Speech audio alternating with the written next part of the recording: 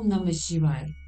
अब हम आगे बढ़ते हैं और आज मैं आपको बताऊंगी भगवान शिव के अगले 4 अवतार, यानी कि 5वें अवतार से 8वें अवतार तक। तो 5वां अवतार है अश्वत्थामा अवतार। महाभारत के अनुसार पांडवों के गुरु द्रोणाचार्य के पुत्र अश्वत्थामा काल, क्रोध, यम व भगवान शंकर के अंशावतार थे। आचार्य द्रोण ने भगवान शंकर को पुत्र रूप में पाने के लिए घोर तपस्या की थी और भगवान शिव ने उन्हें वरदान दिया था कि वह उनके पुत्र के रूप में अवतीर्ण होंगे। समय आने पर स्वनतिक रुद्र ने अपने अंश से द्रोण के बलशाली पुत्र अश्वत्थामा के रूप में अवतार लिया। ऐसी मान्यता है कि अश्वत्थामा अमर है तथा वह आज भी धरती पर ही निवास करते हैं। शिव महापुराण के अनुसार अश्वत्थामा आज भी जीवित हैं और वह गंगा के किनारे निवास करते हैं, किंतु उनका निवास कहाँ है ये नहीं बताया गया है।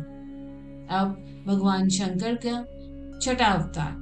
भगवान शंकर का छठा अवतार है शरभावतार। शरभावतार में भगवान शंकर का स्वरूप आधा मृग तथा शेष शरभ पक्षी का था।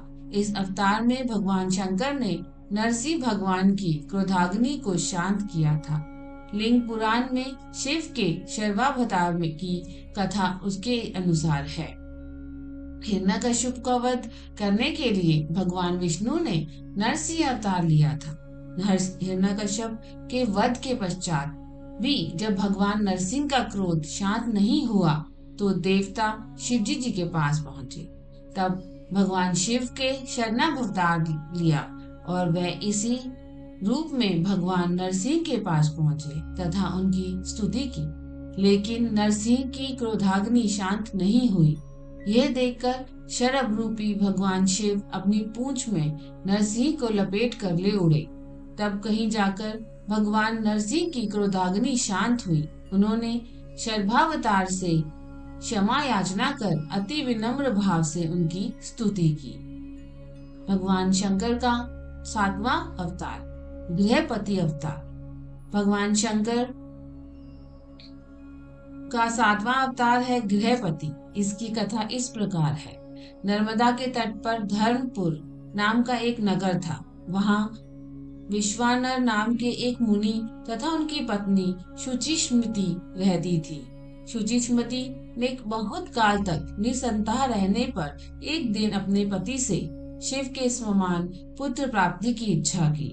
पत्नी की अभिलाषा पूरी करने के लिए मुनि विश्वनाथ काशी आ गए।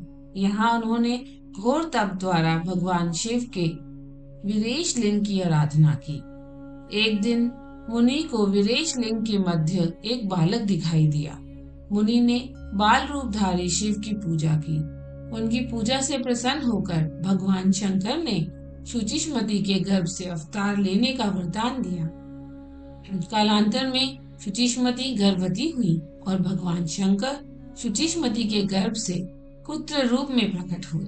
कहते हैं पितामह ब्रह्मा ने ही उस बालक का नाम गृहपति रखा था। अब भगवान शंकर का 8वां अवतार ऋषि दुर्वासा।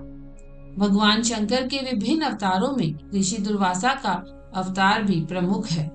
हिंदू धर्म के अनुसार सती अनुसुईया के पति महर्षि अत्रि ने ब्रह्मा के निर्देशानुसार पत्नी सहित ऋषिकुल पर्वत पर पुत्र कामना से घोर तप किया।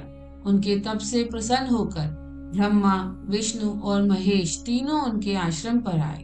उन्होंने कहा, हमारे अंश से तुम्हारे 3 पुत्र होंगे जो त्रिलोकी में विख्यात तथा माता पिता का यश बढ़ाने वाले होंगे।